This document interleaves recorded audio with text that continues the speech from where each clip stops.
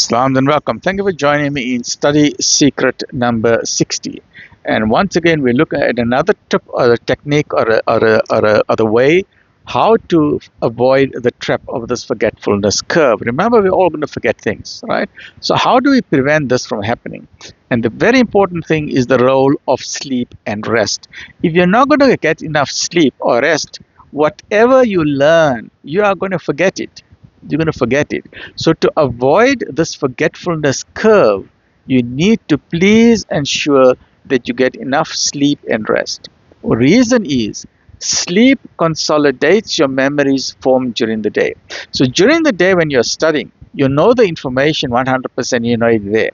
So at night when you are sleeping, the brain undergoes a repair process. Every night for every human being, the billions of cells, the trillions of cells, they all start working fast throughout the whole body.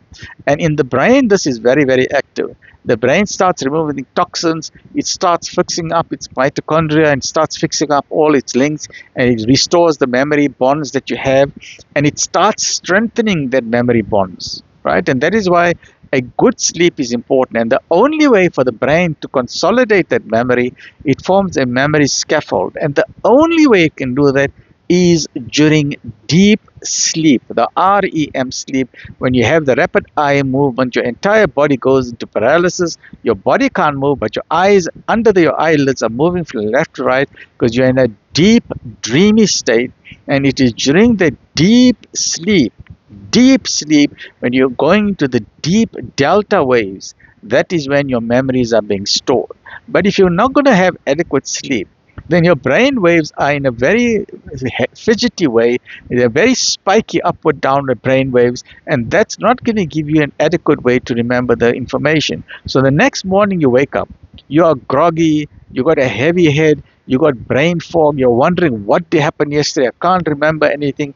It's because you are not giving your brain enough time to sleep. So please remember, sleep consolidates the memories that you form during the day, and very important, avoid all night cramming.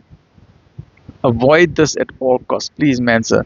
This is very, very important. Don't stay awake the whole night because then you're doing more harm than good, right?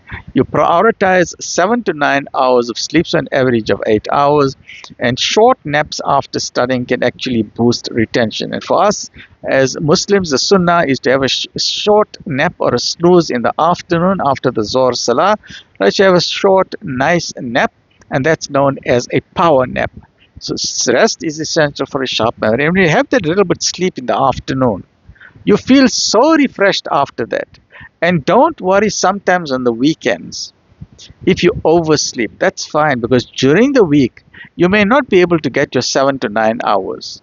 You may just get 6 to 7 hours. And then you find Saturday, you wake up late, or Sunday, you wake up late. This is known as the sleep deficit. If you are missing 1 hour sleep every day, then on the weekend, try and sleep a little bit extra, a few hours, to catch up with the missed sleep that you had during the week. Right? You catch up with it. That's known as a sleep deficit. So you sleep a little bit extra over the weekends or public holidays, and that way you're giving your body and your brain a chance to rest. Stay well, stay focused.